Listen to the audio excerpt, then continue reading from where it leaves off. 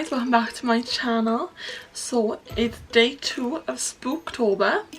I'm so glad you're back. If you watched the first video and you come back for this one, thank you so much. That means the absolute world to me that you're following me on here and you're keeping in track with my videos. It really does mean the world to me. So today's video, now this is a place that's close to my heart, okay? This is very close to where I live. It's somewhere that I've gone since I was a little girl, and it's somewhere special, but you're not going to know about that for a while because I do have a little sneak peek of a video coming up. So we're going to dive in. This is the story of the haunted castle in Abercrave, which is called Craig-y-Nos Castle.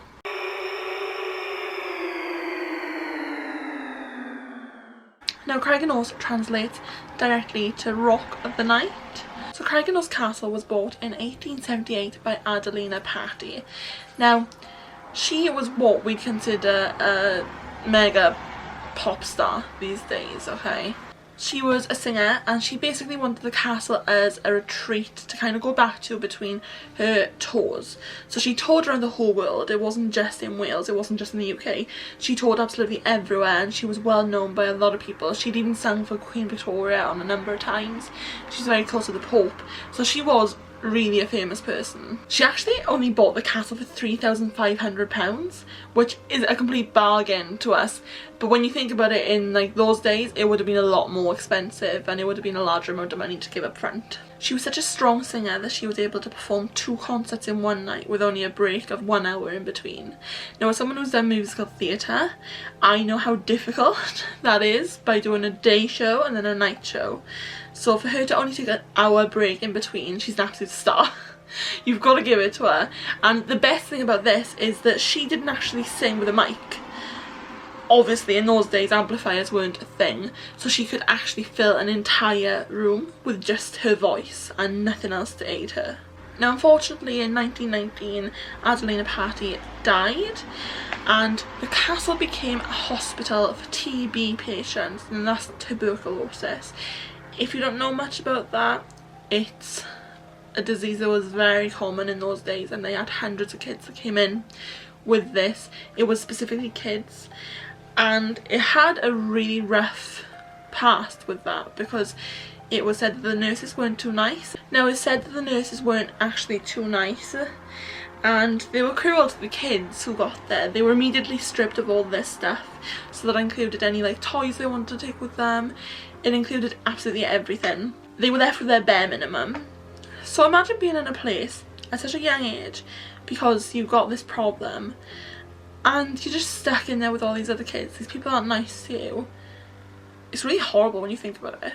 A lady named Anne Shaw wrote a book. If this interests you, then I suggest you go and read it. I'll put a little link down below for where you can go and buy the book about the children of Craig-y-Nos Castle.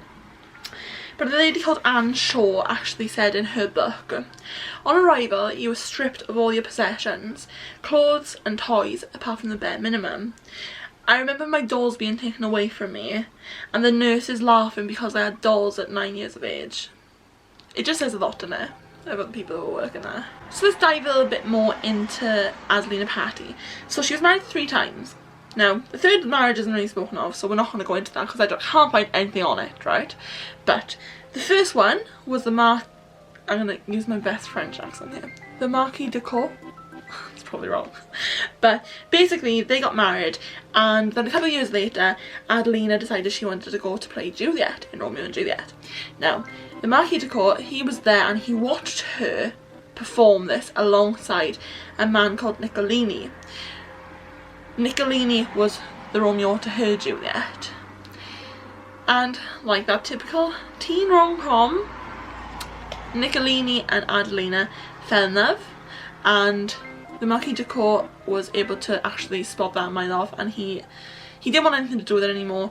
He said, look, I'm done, let's just split up, let's leave it there. Now in those days you couldn't actually get divorced, but because Adelina had a strong relationship with the Pope, he actually annulled her first marriage so that she was able to go ahead and marry Niccolini. Now it's said that Niccolini was her true love, and they ended up loving each other until he passed away, unfortunately. Then, like I said, there was the third husband, but we don't talk about him for some reason. Now, let's go back a little bit more into Adelina. Now, it's said that her death was actually something paranormal. Obviously, this was later on in her life, but it's said that apparently it was her ex-husband's poltergeist. If you don't know what that means an evil spirit or entity that's out to cause harm. Apparently pushed her down the stairs, and she still lurks on those stairs right now.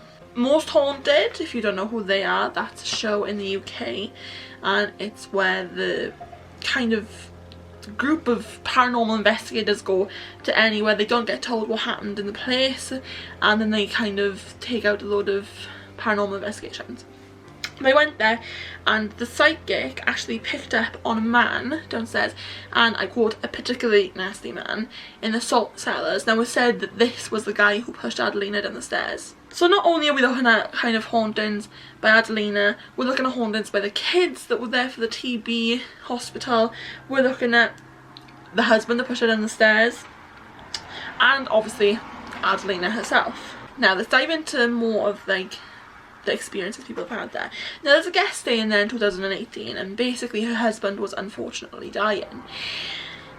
He had a bucket list, and on his bucket list was that he wanted to stay in Craignos. So basically the woman was lying next to her husband as he slept in bed, and she was just upset. You know, the reason that she was there was because her husband was going to pass away, and this is what he wanted to do before he passed. And she said that all night she kept hearing this soothing voice sing to her. And she said it really calmed her down.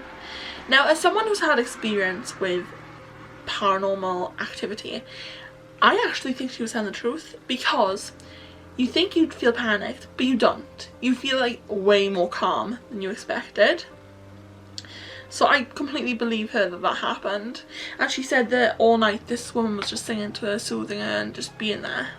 Now, in the late 50s, okay, there was a young girl, and she was due to go on the stage to sing in the opera house that Adelina built. So she was stood at the side of the stage, and she was obviously very nervous to go on stage and sing. And a lady in black came up to her and said, "Oh, you're going to be fine. It's going to be the best performance of your life. You're going to do great." And, you know, it made her feel a little bit more assured, and she went on the stage. She did actually give the best performance of her life. And when she came off, she went to find the lady in black, and she said to the people at the side of the stage, "I'm looking for the lady that spoke to me. She was in black. Did you see her?" And they were all like, "No, we haven't seen anyone in black. It's literally us back here. There's nobody else." And she was kind of like, "Well, who was it then?" And I said that that was actually Adelina Patti. She described the face and everything like that, and it was her. Now, back in the day, the children who had TB were actually put outside overnight on the balcony, and to put it in the nicest way that I can, the kids that have passed away were escorted down to the morgue, and then the kids that had stayed alive through the night were brought back into the hospital. The morgue now is numbered en suite number 13. I've actually been in that room myself, and it didn't feel too creepy, I'll be honest. But the conservatory is actually very known for its paranormal activity regarding children. An investigators group went there just before they even found out the history of the castle and where the kids were situated, and they picked up the sound of kids crying and kids kind of mourning. They were in pain, and there's been a lot of activity in there since. Now, the opera house, that's a location known to have ghostly activity, and that was actually where the kids would go from the hospital to play. Craignos hosts New Year's Eve parties, and obviously in a New Year's Eve party you're not gonna have kids. So people went there on New Year's, and they said, "I could just hear like these kids laughing somewhere. Where are the kids?" And the guy who owns the castle was like, "There's no kids here." And the woman was so certain that she could hear kids. She was like, "I can definitely tell you, because I could hear the sticks going alongside of the radiator. I could hear the balls bouncing, and I could actually hear kids laughing and running around with their footsteps." And he was like, that may be kids, but they're not alive, and they're not here as guests." Now, I actually have been to Craignos many a times, and an aunt of mine had a wedding up there, and she had photos outside the derelict part of the castle. And when she had them back, there was a little boy in the window, And she said to her partner, who she just married, "Who's that? Like, how did they get in there?" And he was like, "I don't know who that is. I thought that was someone on your side of the family." They wound up phoning the castle and saying, "Look, we think one of our guests went into your upstairs room, just above," and they explained where it was. We don't know how they got up there. And the man who owns the castle actually turned around and said, I don't think that was a child from your wedding. I think that was a child that lives with us all the time." And she was like, "Oh, okay, so I didn't know you had kids yourself." And he was like, "No, it's not my child." Oh, and there was just this kid in the wedding just looking down over the edge of the window. And on Most Haunted, they actually picked up on a child in the same window, a little boy who had fallen out to his death. And I don't know if that's even true, but it's strange that there's a coincidence there where both things had happened to be a little boy. And then my last little story is when I was, I'm going to say about 14, I always walked my dog up in Craigienos. That's where I always take my dog. And my mother actually said to me, "Luce, I'm going in first. Come in a bit," because she needs to go to the bathroom, okay? There's a bathroom in there. She didn't just go in the forest. And I remember sitting in the car for 5 minutes and then got up, walked in with Mildred. And when I got to my mother, she was like, "Who are you talking to then?" And I was like, "I wasn't talking to anyone, I just walked in." She's like, "No, you stood there." And I was actually stood there. I was reading a sign on the side. And she was like, "Lucy, there was a woman talking to you and you were looking back at her." And I was like, "There was no woman. I wasn't talking to anybody." And that just gives me chills now. Ugh. So, guys, I hope you enjoyed the story of Craigienos Castle. It's actually such a personal place to me that I love talking about it, and if you wanted me to go up there, which I am in December, so if you do want to get involved in that ghost tour, I don't know, there might be some availabilities left.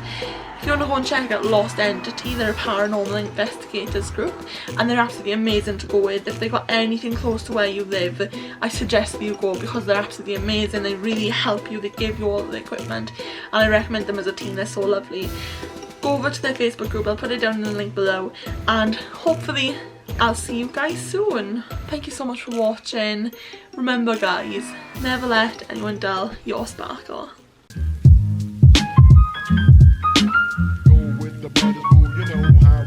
It's not for me to say.